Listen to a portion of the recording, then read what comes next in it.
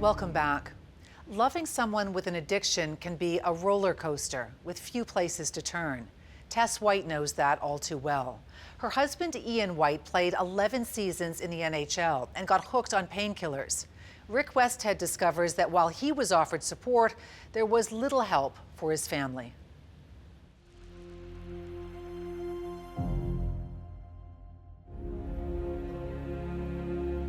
So, cleaning houses, it's a perfect job for right now because I can go in and I don't have to think about anything. One house I go into to clean, they have a jersey of Ian. Signed jersey in the basement. Shot scores! Ian White! Great defensive play by White on the intended feed. It never bothered me. When I see it, it just makes me proud of how far I've come. I was married to that man when he was playing, when these people got that jersey and it's hanging in their basement, and now I'm in there cleaning their home. And what a play made by White. Ian White, first Stanley Cup playoff goal. He was a full-blown drug addict. That's what it was. We lost everything, our house, our cars, and I walked away with just grace and packs, clothes on my back, and I've had to rebuild my life.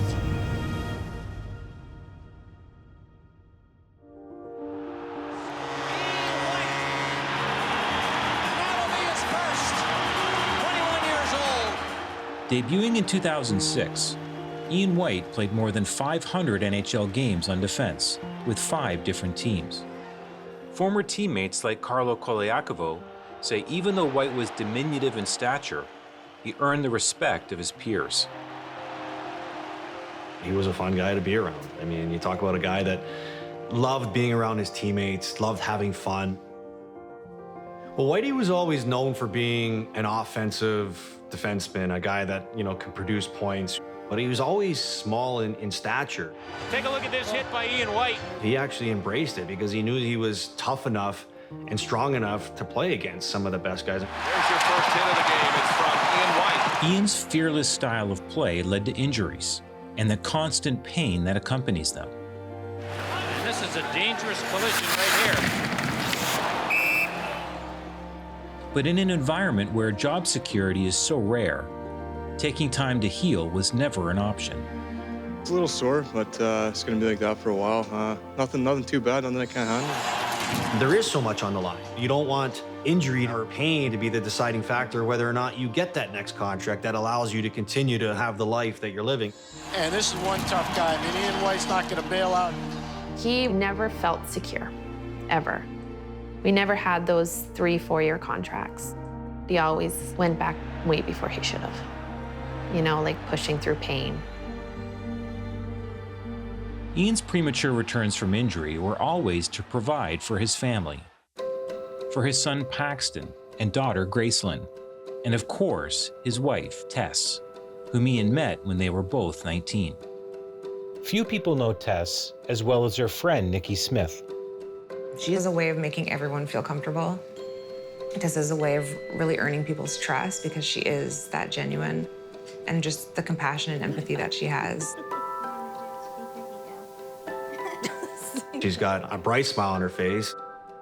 She's got this positive vibe towards her. He was an amazing dad. He put it on every time.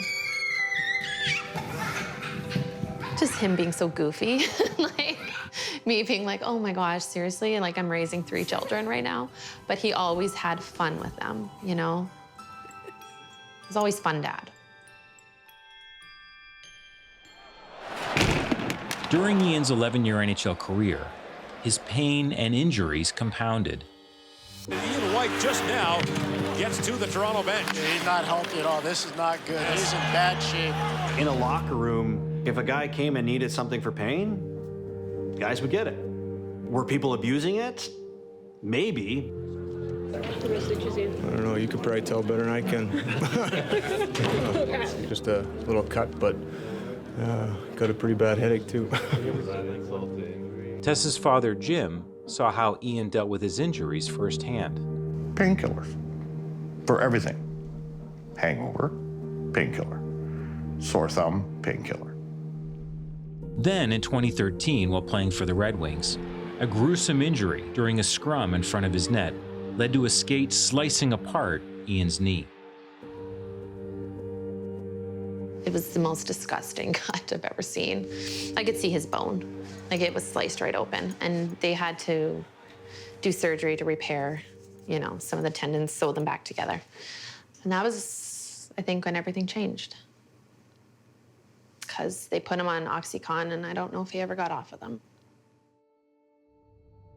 From there, Ian's dependence on more potent opioids sent him spiraling into full-blown addiction. To be honest with you, I knew Whitey was doing some stuff, but I thought it was always stuff that he knew how to control.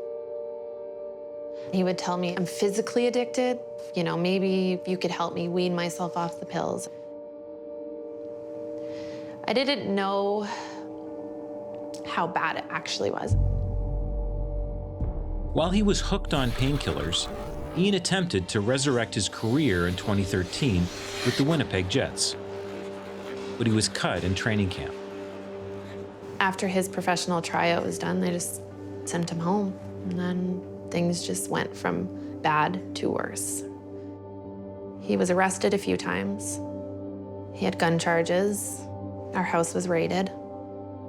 He finally reached out to the NHLPA, and they flew him to rehab in Malibu. And it was a disaster. He ran away. He tried to smuggle drugs into the rehab. He just didn't think he had a problem. After Ian got back from rehab the first time in Malibu, what kind of follow-up was there from the NHL or the NHL Players Association? None. I never got a phone call. Nothing. And then the drug use it just kept getting worse and worse. And so finally, I convinced him to go to rehab, and he was ready for it. I think at that point he knew. Did the NHLPA organize that as well? You did that? Ian and I did that one. You did that on your own? Mm-hmm. What happened after he got home? He had an overdose in our kitchen. I just remember having to keep him alive. CPR for 9 minutes was the longest 9 minutes. I just remember screaming at him, just begging him to breathe. And it just wasn't. His lips were blue, his ears were purple. He was just dead. He was dead. I went to the hospital with him in the ambulance. Once they stabilized him, I went back home. Next morning, he had checked himself out, walked home barefoot, and went right back down to the basement and did drugs again. The Ian I knew, so the Ian who was my husband, the Ian who was my kid's dad, he wasn't there anymore. I think at that point I grieved the loss of that person. And you have to accept that that person may be gone. Right. All right, Paxton, get him. I want him to get a goal so bad.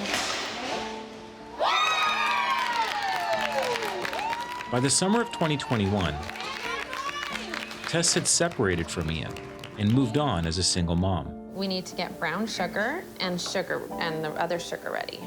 7 years after he first went to rehab, Ian was spending some nights living on the streets before Tess finally reached out to the NHLPA for answers.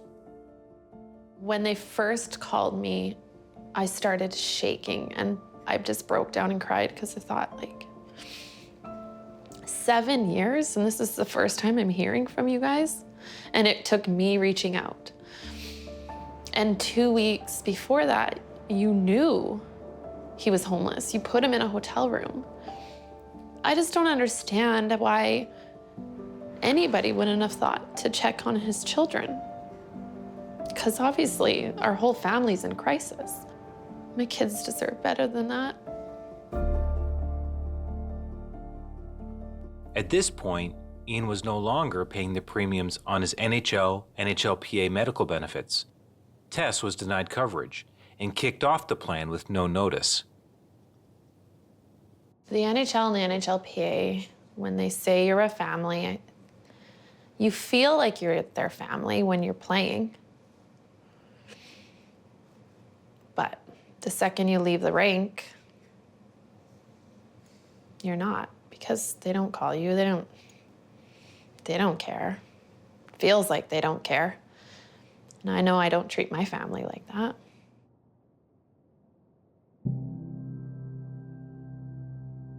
With all of their savings from rich hockey paydays gone, Tess was left to fend for herself financially. She decided to clean houses to make ends meet.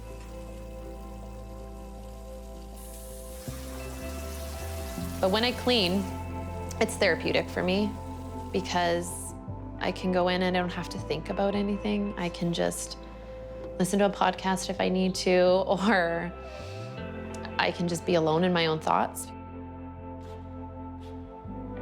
I think for a lot of people, it would be extremely hard to make that switch. But Tess isn't a lot of people. And I think it just really goes to show how humble she is. She do whatever she has to do. I've been a person, her mother's been a person that no matter what it takes, you get the job done and be proud of it, no matter what you do for a living.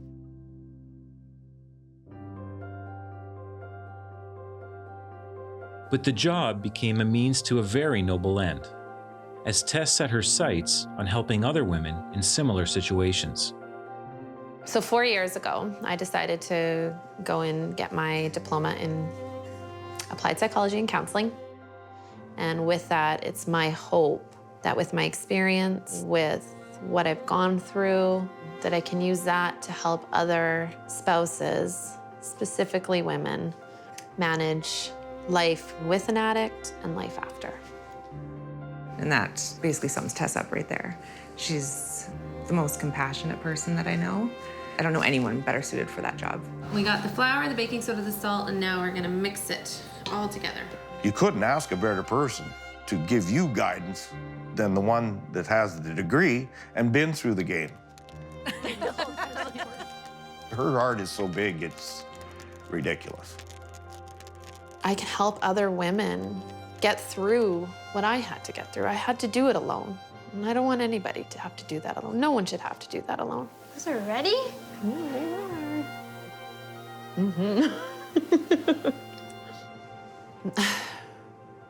I don't blame anyone for where Ian is right now. I just think if there was more support earlier on, I think we could have been in a different place than we are now. I just felt maybe there's something I can do. Just be that person who shows up and says, I'm here for you. Just you. What can I do for you? And if somebody would have done that for me, I think my experience would have been a lot less traumatic.